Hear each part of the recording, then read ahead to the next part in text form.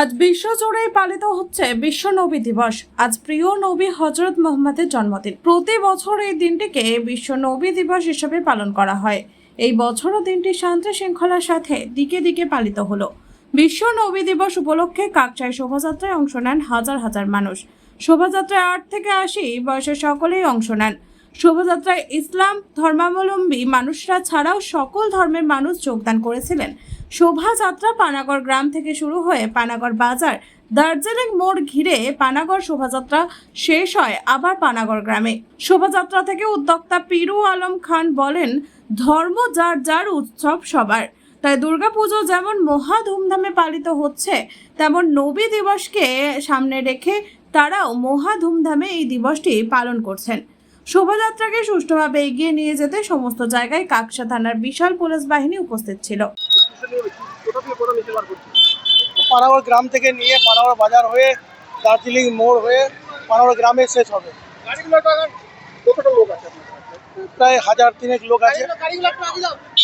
আমরা অ্যাকচুয়ালি নবী দিবস, নবীর যে বার্তা, শান্তির বার্তা, সেই বার্তা নিয়ে সারা ভারতবর্ষে একটা শান্তি এবং সম্প্রীতির বার্তা যাতে ঠিকঠাক থাকে, সেই নিয়ে আজকে এই দিবস।